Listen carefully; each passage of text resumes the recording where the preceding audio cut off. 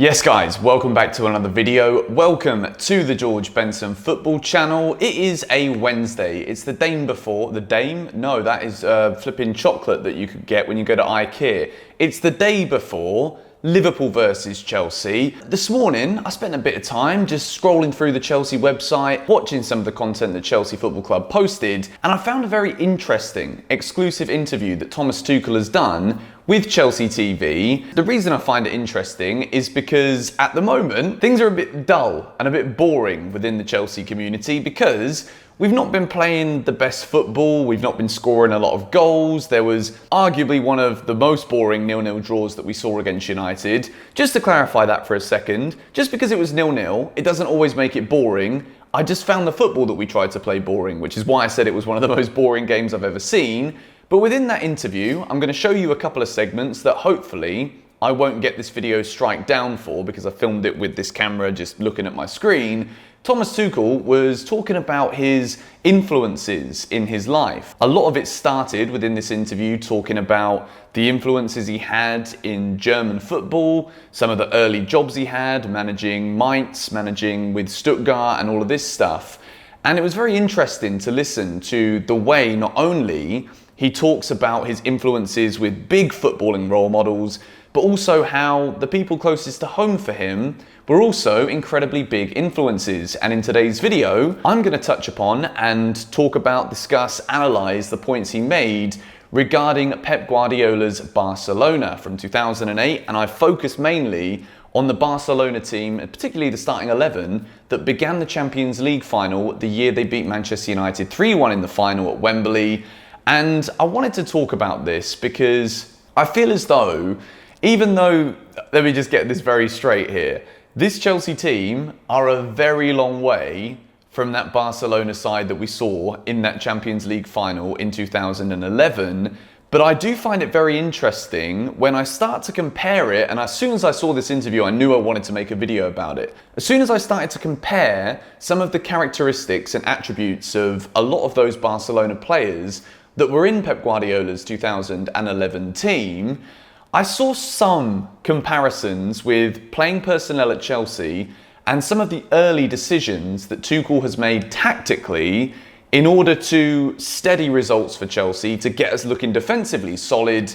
And we all know at the moment, the clear thing that we need to work on is our ability going forward and how we actually use the possession that we have in abundance at the moment to greater effect in the final third of the field. So, if we take a little look at that Barcelona team from 2011, you start off with a great ball-playing goalkeeper, Victor Valdés, whether it's at his feet or whether he's shot-stopping from 6 yards. Victor Valdés, in his prime, was a very top-quality goalkeeper. You've also got Dani Alves in there during his prime years, who was a phenomenal fullback. Eric Abidal on the left-hand side, great guy. Gerard Piqué and Carlos Puyol, which is a pretty daunting centre-back line. You've then got the midfield trio of Xavi, Iniesta and Sergio Busquets, who some would argue is the greatest midfield three of all time. It was a pretty daunting prospect whenever you come up against Barcelona. We know it all too well from that absolute heartbreaking moment in 2009 when Andres Iniesta scored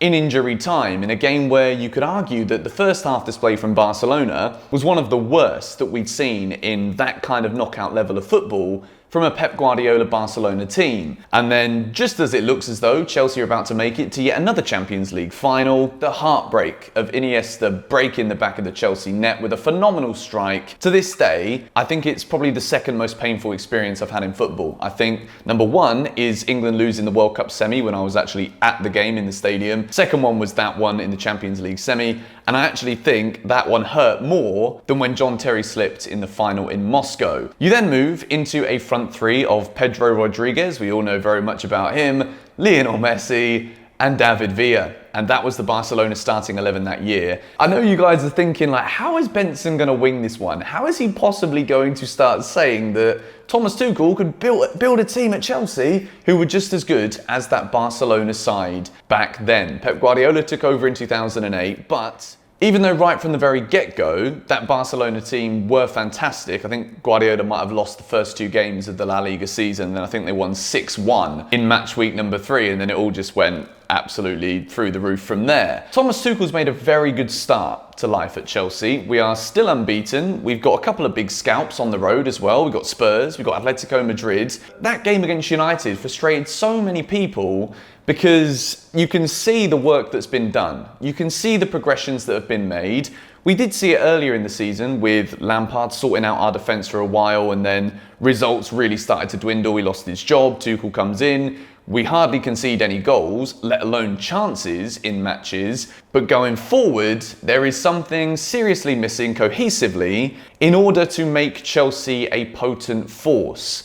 And Thomas Tuchel said within this video, to quote minus maybe a couple of words in the wrong order, score more and concede nothing is something that he strives for as a manager. Now, obviously, when you look at this, it's very easy for me to sit here and say it, for you to sit there at home and say it, but if you score more goals and don't concede goals, you win football matches, and then blimey, flipping hell, Benson, you're on a roll here. You win football matches, you end up winning trophies, which is, at the end of the day, the way, when we look back at the history books, that's what we consider to be a success. So, how does Thomas Tuchel take this Chelsea team and the playing personnel we have now and mould it into something like Pep Guardiola did at Barcelona? Well, first of all, we look at Victor Valdez. Ball-playing goalkeeper. With the ball at his feet, distributes it quickly. Barcelona get on the move again. Who is the goalkeeper at Chelsea right now who could possibly do that? Maybe it's Kepa Arrizabalaga. I actually think Kepa's very good with his feet, but again, I'm not trying to compare player by player what Chelsea have compared to what Barcelona have back then, because that would be the most pointless, stupid video in GBFC history. But when we look at the fundamentals of what made that Barcelona team so good, they had a goalkeeper who was great with his feet, and Barcelona wanted to keep the ball on the ground as much as possible. They had two gargantuan centre-halves in Carlos Puyol, natural leader, John Terry-like, but just not as good. And then you've also got Gerard Piqué next to him as well, who was just no nonsense. Everything he did was almost superb and perfect in that game against United in the final. You got two fullbacks who, if I did make a comparison, I would say that Reece James could have a similar kind of mould to Dani Alves. Throughout his whole career, we see the Brazilian bombing forward. You know, he's like a winger at times as well. And with Reece James's delivery, there's certainly some comparisons that can be made there. And I think in terms of what Chelsea are really lacking in centre-back, we've got Thiago Silva, who is a wonderful defender and a leader. But in terms of Tuchel being able to build a team based off of this Guardiola Barcelona mould, he's going to need a Thiago Silva who's 26 years old, not 36 years old. So I think it pretty much cements that Chelsea will be looking for that natural big leader at the back who can lead the line, but also be that presence that everybody around him knows that this guy means business. And with Carlos Puyol and Gerard Piqué, you had exactly that. So I think Chelsea need to really look at that in the summer when it comes to our centre-back investments. When we move forward up the pitch, we've also seen Tuchel talk recently about N'Golo Kante's best position playing in that double six. A lot of people wondered, like, what does this double six mean? Does it mean that we play like a 4-2-3-1? No, it doesn't necessarily mean that. It's the two central midfield positions where we start off a little bit deeper in a defensive sense, and then when we progress forward, the players, unless the whole team has managed to get into the final third, there is a bit more balance and structure, which is something we've seen heavily from Thomas Tuchel in the early days of his time here at Chelsea, with Jorginho being deployed in a central area alongside Mateo Kovacic, where Jorginho maintains that defensive, rigid shape, which is why we've not conceded many goals or chances so far. Kovacic uses that ball-playing progression that he has. When he's got the ball, he likes to dribble with it. He likes to try and make those incisive passes going forward.